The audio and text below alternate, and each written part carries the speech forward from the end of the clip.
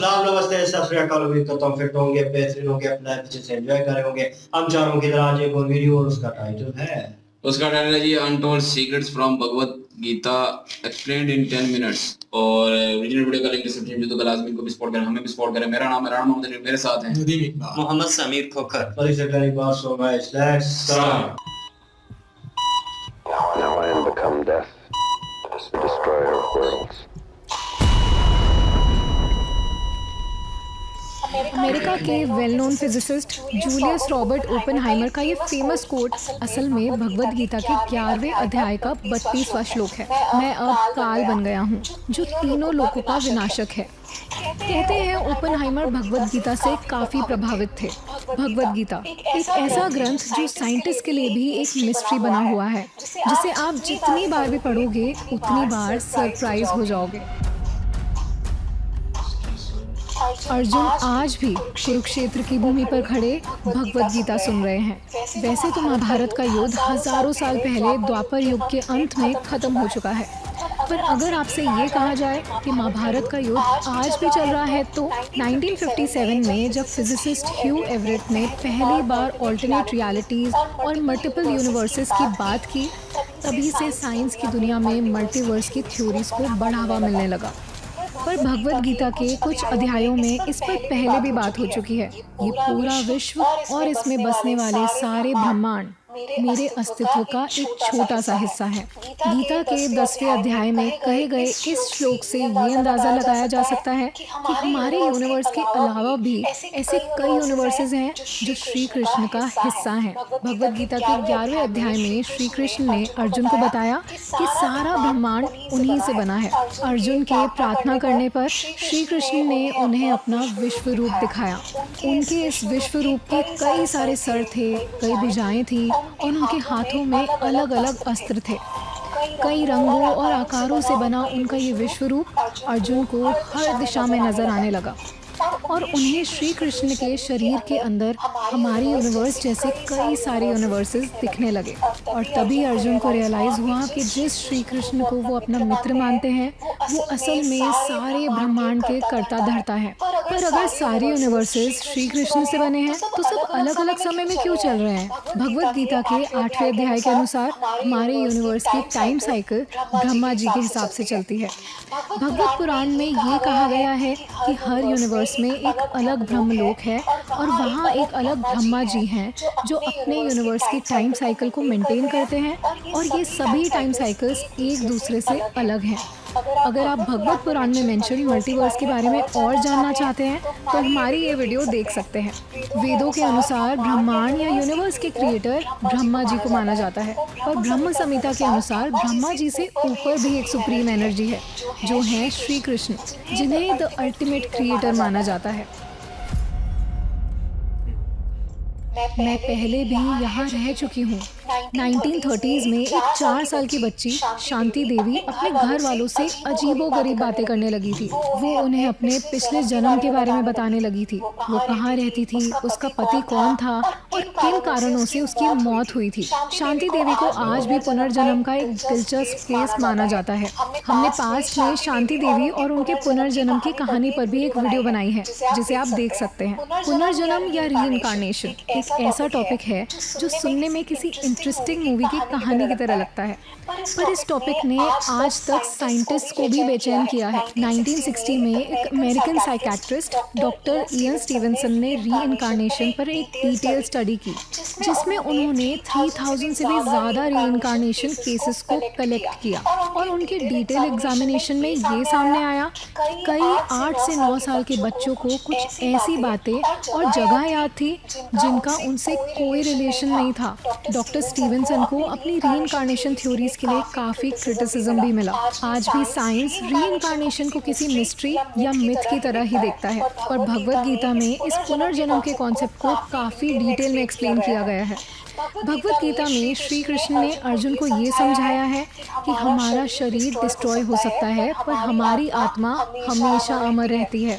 गीता के 8वें अध्याय के 6ठे श्लोक के अनुसार जो बातें इंसान को उसकी मृत्यु के वक्त याद होती हैं, वो उसकी आत्मा का एक हिस्सा बन जाती हैं और वही बातें वो दूसरे शरीर में जाने के बाद भी याद कर पाता है। इन्हें पॉपुलरली पास्ट लाइफ मेमोरीज कहते हैं, जिनके सोर्स पे आज भी आर्ग्यूमेंट्स और डिबेट्स हो रहे हैं। भगवद गीता कहती है कि मृत्यु और पुनर्जन्म एक ऐसी नेवर एंडिंग साइकिल है जिससे आत्मा बार बार गुजरती है। पर क्या साइंस आत्मा को मानता है?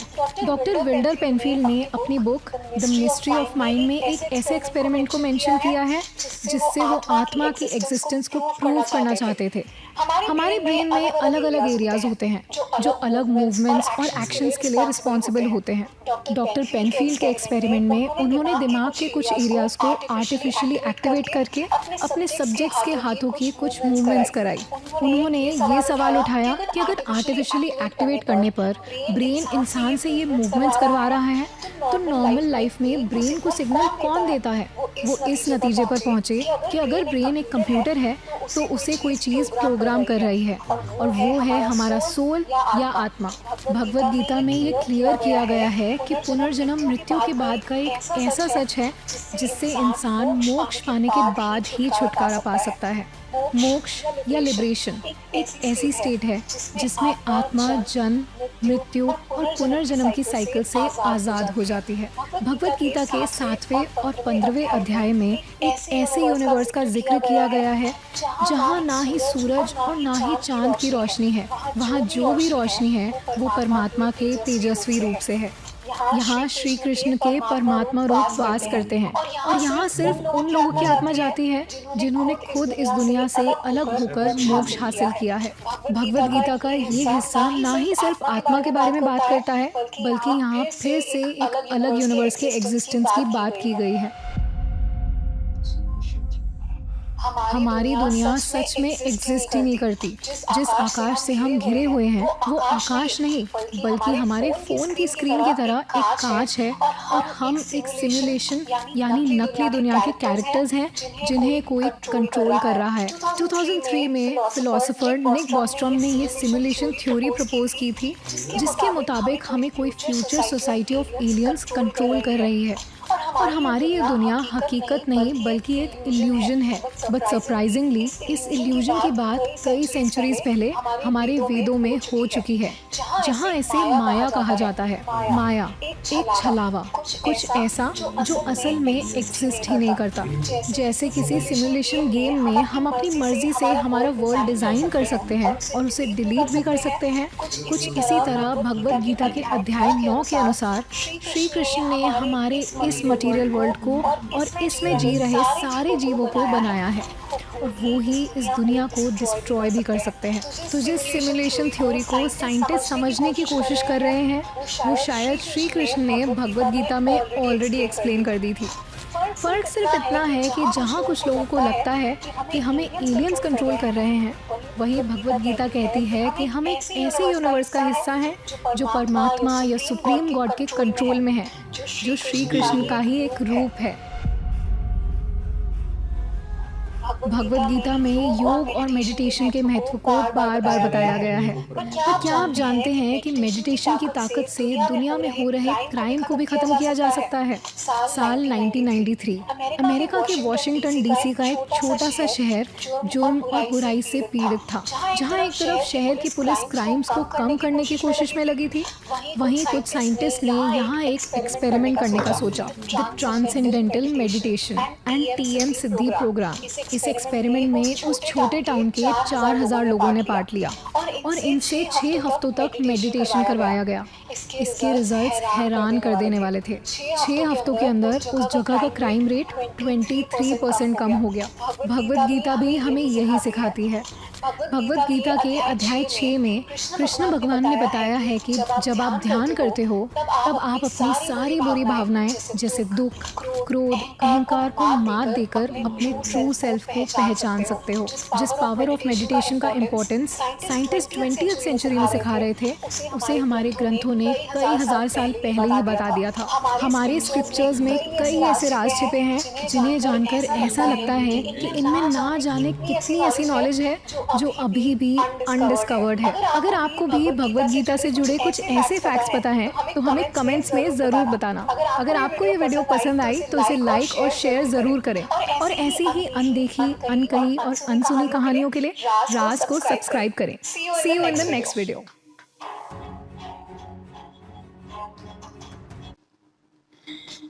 सो गाइस, वीडियो वाकई अच्छी बनाई है इन्होंने, और बहुत अच्छी मतलब बातें कही हैं। और ये वैसे हमने सुना हुआ है कि भगवत गीता में जो है ना, ये सारा कुछ लिखा हुआ है। और ये जो पुनर्जन्म की कहानी होती है, ये वैसे भी मूवीज में पता है, आप लोगों को देखा हुआ है हमने काफ़ी सारा।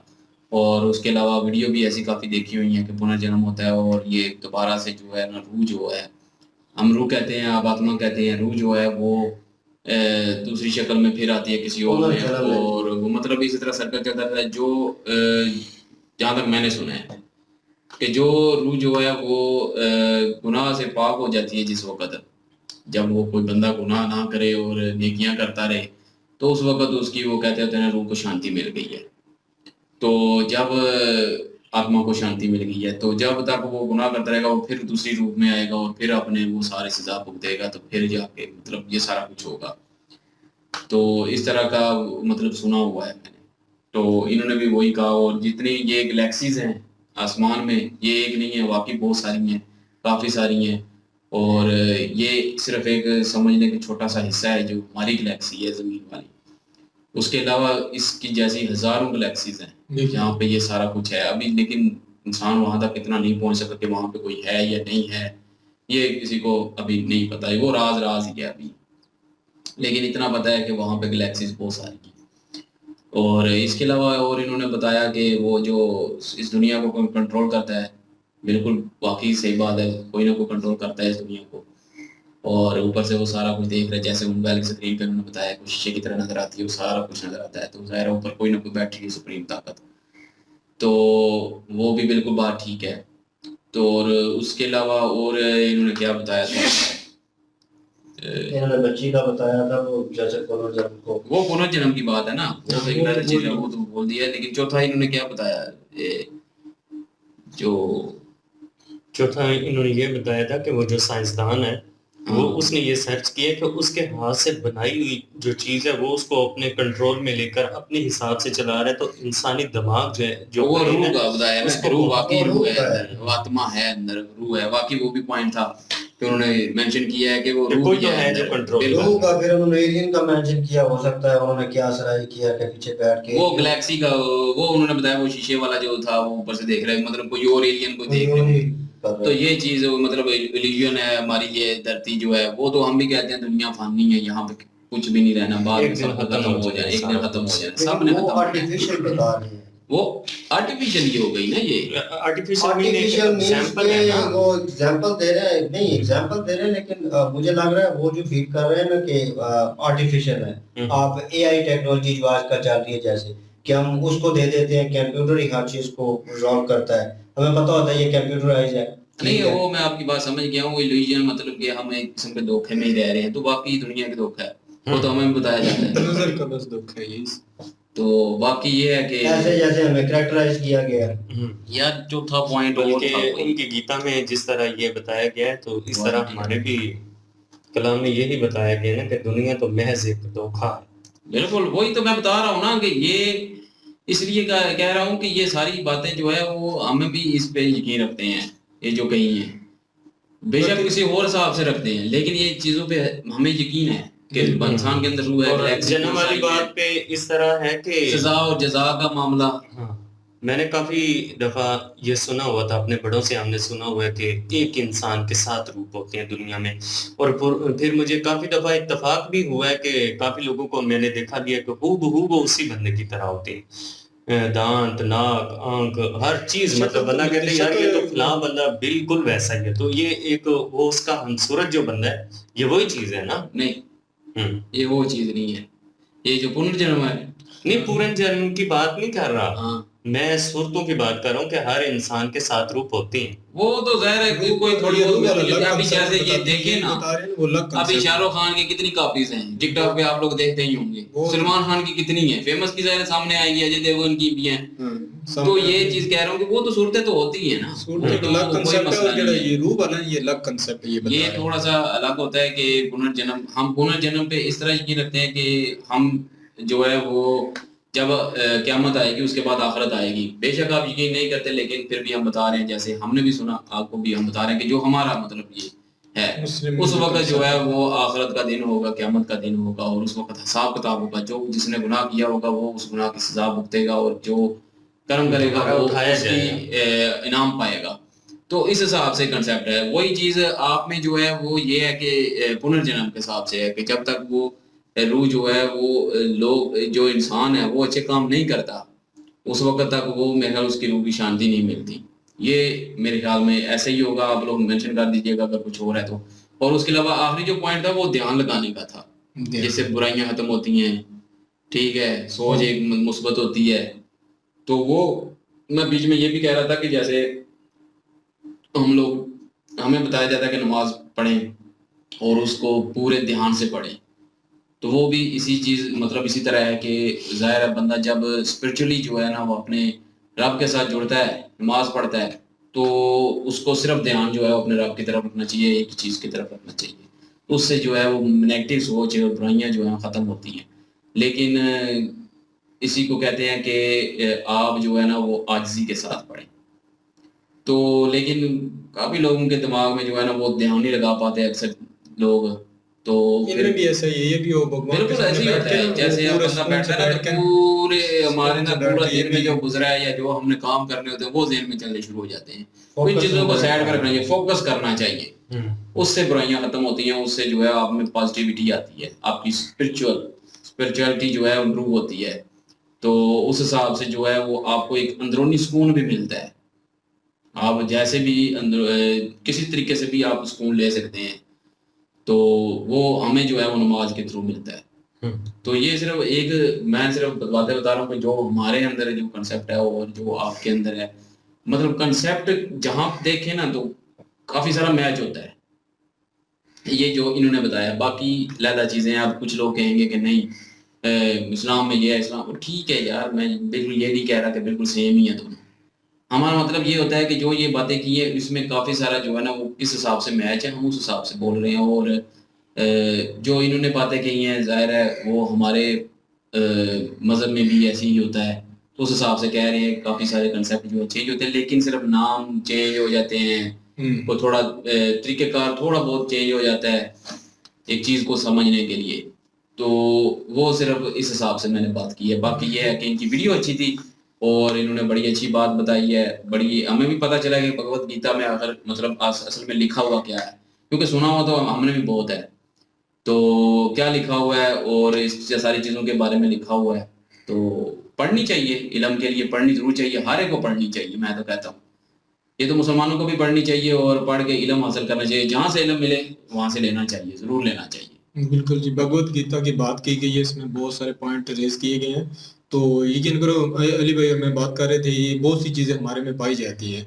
वो यहाँ से तो ये पढ़ के बता रहे हैं कि भगवत गीता में ऐसा ऐसा बताया गया है। तो बिल्कुल यही है, हमारे भी हम भी मुसलमानों में भी ये सोचते हैं ये ब्रेन जो है ना ये वाकई कुछ हिस्सा इसका काम कर रहा है। तो उन्होंने टेस्ट किया, टेस्ट करने के बाद उन्होंने सोचा कि फिर इसको कौन चला रहा है। तो वाकई ये बात सही है, इसको हम भी रूह मानते हैं। आप लोग की भगवत गीता में भी यही लिखा है, इसको रूह जो है ना इसको पहले जो सिग्नल देती है तो वो फिर आदमी उसके हिसाब से चलता है। तो रूह हमेशा जिंदा रहती है, जिस्म खत्म हो जाता है। रूह वो भी तो बिल्कुल- कंसेप्ट हमारे में है। हाँ, वो हमारे में भी सेम है। हमारे भी रूह जो है ना इसको फना नहीं है, हमारा ये जिस्म फना हो जाता है। हम इसको बोलते हैं कि ये मिट्टी का बना हुआ है, ये मिट्टी में दफन हो जाता है। आप इसको जला देते हैं, अलग अलग थोड़ा सा कुछ ना कुछ डिफरेंस होती है यार मजहब में। तो हमारा ये है कि रूह फना हम भी मानते नहीं है। तो बाकी इसी तरह ही है, बहुत सी चीजें मिलती हैं सेम। तो बाकी ये हमारा लास्ट वाला ऑप्शन मुझे वो भी सही लगा। हम भी ऐसे ही है, नमाज़ें रह के बहुत ज़्यादा तक ना सोचते हैं उसके बारे में, जो हम पढ़ रहे होते हैं ना उसको हम हमारे को बोलते हैं कि उसको रिवाइंड अपने दिमाग में करो कि ये हम कह रहे हैं।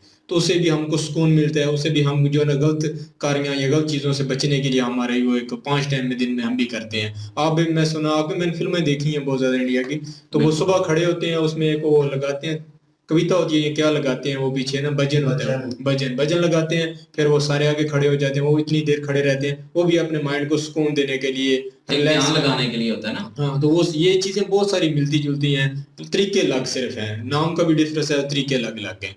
तो वैसे ही ये सब हम ऐसे ही लड़ाई झगड़े से बच के ऐसी चीजों को सीखना चाहिए। किताबों में बहुत एक कुछ दूसरे अच्छी की इज्जत करनी चाहिए, इज्जत करनी चाहिए, कि टैग नहीं करना चाहिए किसी के मजहब पे, सीखना चाहिए। देखो भगवत गीता में बहुत सी अच्छी बातें हमको सीखने के लिए मिली हैं, हमने आज हमें जानकारी मिली है कि आप लोगों को क्या कंसेप्ट है, थोड़ा बहुत उसके समझने का मौका मिलता है। अच्छी बात है, इनका चैनल है, बिल्कुल उन्हें भी सपोर्ट कर दें और इनके माध्यम से हमें भी सपोर्ट कर दिया करें। तो वीडियो वैसे देख के अच्छा लगा। जी मलिक साहब, what's your think about that? Video जबरदस्त थी जी, अच्छी थी, और बाकी इंफॉर्मेशन मिली है नो डाउट, क्योंकि एक कॉन्सेप्ट बना होता है आपके माइंड में, और कहीं ना कहीं लोग भी आप क्रिटिसाइज करते हैं कि यार आप क्या कर रहे हैं, आप क्या, अगर आप बात कर देते हैं आपकी संस्कृत के बारे में, अगर मैं हिंदुइज्म की बात करूं, कहीं जाके संस्कृत की बात करूं, या मेरे मुंह से कोई वर्ड निकले, तो लोग जो है उसको एकदम से फोकस करेंगे, यार क्या तू तू क्यों कर रहा है, एज अ मुस्लिम तुझे नहीं करनी चाहिए। लेकिन वो हमसे ज्यादा हमारे मजहब के बारे में जानते हैं। मैं आप लोगों की बात कर रहा हूँ, बिल्कुल, तो हम क्यों नहीं जान सकते यार? और हम एक्सप्लोर कर रहे हैं, जानना अपना नहीं चाहिए, रहे, जानना चाहिए और आपको पता होना चाहिए। और ये चीजें जो है अभी इन्होंने जिक्र किया जैसे, और मुझे वो माइंड वाली बात जो है बड़ी वो अट्रैक्शन लगी उसमें, वो रूह का कॉन्सेप्ट हो, किस तरह अगर किसी बंदे को एक्सप्लेन करना हो, समझाना हो, तो सिंपल वर्ड ये चीज जो है, क्योंकि मेरे ज़हन में भी वो चीज़ नहीं आ रही थी, और एकदम से उन्होंने सवाल किया कि ये अगर कंप्यूटर है, ये हुक्म देता है पूरे दिमाग को, तो इसको चलाता कौन है?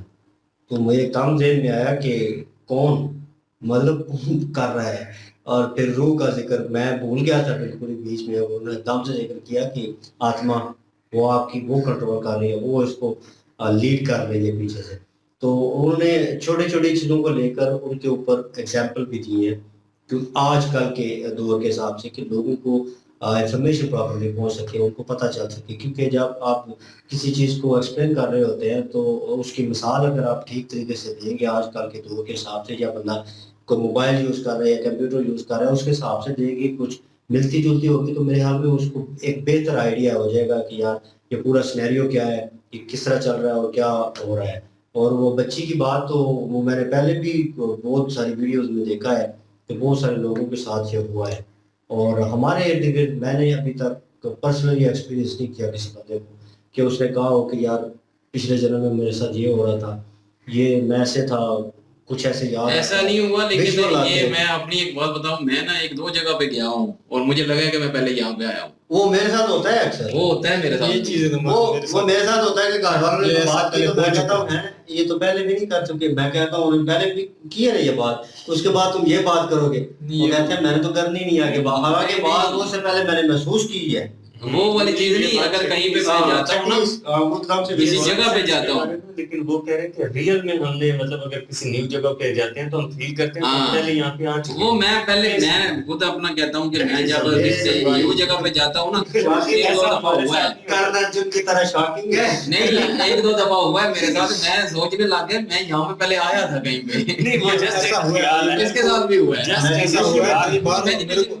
मुझे कंसेप्ट हो सकता है कि अपनी इतनी बात नहीं करूं, में देखी हो। तो मैंने एक लड़कियों को भी कुछ भी देखा, हो सकता है, वो भी ऐसे ही हो बोल सकता है, रहा था लेकिन कि जस्ट वैसे बताया मैंने, एक्सप्लेन तो नहीं कर सकते लेकिन- कि हम आए थे, क्यों आए थे, क्या हमने किया लेकिन है। वो लेकिन बच्ची just 13 साल की बच्ची, एक सोच है जो माइंड में मतलब आती है कि प्रॉपरली यार, बता रही है, 13 साल की बच्ची बता रही है कि यार मैं इस तरह थी, बार बार वो बातें अजीब कर रही है, मीन्स के उसको विजुअल आ रहे हैं कहीं ना कहीं से, ज़हन में। हो सकता है वो सोते हुए फील करती हो सकता है कि ऐसी जगह पे जाती हो, मंदिर में जाती हो, या कहीं और जगह जो भी पूजा करनी हो, हैरानकुन या बात है वो ना, इस तरह सोचने वाली बात है, वैसे सोचने वाली बात है, इग्नोर ये- नहीं करना चाहिए। हाँ ना, क्योंकि वो ये- जस्ट एक सोचना तो अलग बात है ना, कि चले आप दोनों भाई ये कह रहे हैं जी कि हमने ये फील किया, एक फील करना अलग बात है कि एक्सप्लेन करना कि मैं ये पहले सारा कुछ कर चुकी हूँ।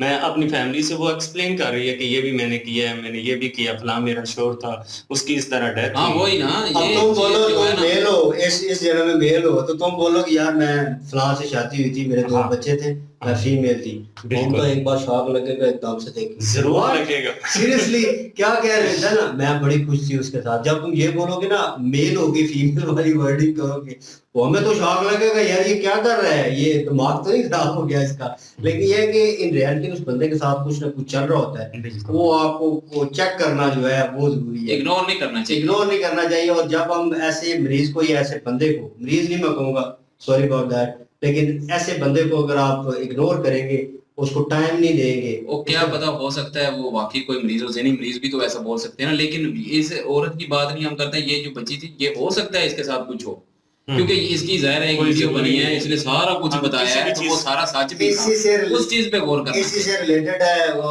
अमेरिका का एक छोटा सा वाकया कि यार वो रेलवे स्टेशन पे काम करता था बंदा, और वो नीचे गिर गया, तो ट्रेन आई, तो ट्रेन आने के तकरीबन कुछ सेकंड पहले वो निकला, ठीक है, उसका पाँव नीचे अटक गया, पाँव नीचे अटका, उसका पाँव टच हुआ, ट्रेन हालांकि उन्होंने रोक ली बड़ी मुश्किल से, वो और ट्रेन होती है रुकती नहीं है, ठीक है, वो रोक ली, वो नीचे गिरा, उसका पाँव नीचे आया, एक साइड पे लगा, वो रॉड जो होता है ना, सरिया जो होता है, रॉड जो होता है, वो उसके साथ में घुस गया एक साइड पे, और आम मगज पीछे सारा हमारा सिस्टम होता है, वो उस पे लग गया जाके, तो वो निकाल तो लिया उन्होंने ऑपरेशन करके बड़ी कामयाबी से, और दिमाग भी उसका थोड़ा बहुत वो खराशें वहां पे आई, उससे क्या हुआ कि उसे विजुअल आना शुरू हो गए। वो बंदा कहता था वो फलां जगह पे आज ये मैंने देखा है, ये नहीं कहता था कि होगा, कहता था देखा है। उन्होंने कहा अच्छा, तो उसे कसीनो वाले उठा के ले गए।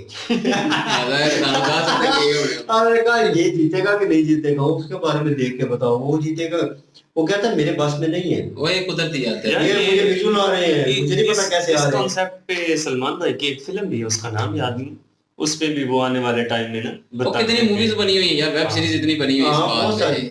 लेकिन सीरियसली मानने को दिल नहीं करता, लेकिन खुदा ना करे किसी के साथ ऐसा हैपन हो, क्योंकि लोग उसे पागल समझेंगे, वो खुद भी बिल्कुल। फ्रस्ट्रेशन में आ जाएगा। एक छोटी सी चीज आप में कमी हो, लोग उसको आप डिग्रेड कर करके आपको मार देते हैं, तो ये इतने बड़ा हो जाए कांड, तो बैठे बैठे मैं यहाँ पे कह दूं कि अली तू तो गिरने वाला, उसने तो उसके मारना शुरू कर दिया, तेरा दिमाग खराब हो गया। मैं काली जीभ आया। तो 100 बातें सुनाएगा, हमारे तरह से। लेकिन रियलिटी मुझे नजर आ रही होगी, हो सकता है वो हैपन होने वाला हो। वो पता फिर क्या कहते हैं, अगर ये बोलते हैं ना कि इधर इधर हो जा, गिर जाएगा, बंदा गिर जाए, तो फिर पता क्या कहता है उठ के, काली जीभ वाले ना बोले अगर ना भौंका कर, तो तेरी जुबान जड़ी है ना वो एक बार बोल ले तो हो जाएगी पूरी। बहरहाल हम कभी कभार बोलते हैं तो बाकी हो जाता है। तो खैर एनीवेज वीडियो इनकी अच्छी थी, और जमीर भाई इसमें कुछ कहना चाहेंगे? जी मैंने कह लिया। जी जी, और इनके चैनल को भी सब्सक्राइब करें, फर्स्ट वीडियो तैयारी थी इनके चैनल की रास, और इनको भी सपोर्ट नहीं, करें। इनके मेरे ख्याल में चैनल की पहले भी वीडियो की है ना, वो सीक्रेट हमारे लिए श्री कृष्णा की, इनकी थी वो रास, इसी चैनल की थी ना। लेकिन मैंने फीमेल को फर्स्ट टाइम देखा, तो हो सकता है मे बी पोस्ट चेंज हुआ है ना, चैनल तो एक दो ही है तीन ना। बंदे होंगे। अच्छा चले। बहरहाल जी इन्हें भी सपोर्ट करें, और हमारे चैनल की लिंक जो है वो भी डिस्क्रिप्शन में मौजूद होगी, साथ ही है क्लिक करें और रेड वाले बटन को जाके क्लिक कर दें, और सब्सक्राइब हो जाएगा तो कमेंट सेक्शन में प्लीज अपनी राय भी दीजिए, और उसके अलावा डन भी लिख दें, हमें पता चल जाएगा कि आपने सब्सक्राइब कर लिया है। थैंक यू सो मच, इंशाल्लाह मिलते हैं नेक्स्ट वीडियो में, अपना ख्याल रखिएगा, दुआ में याद रखिएगा, तब तक के लिए अल्लाह हाफिज।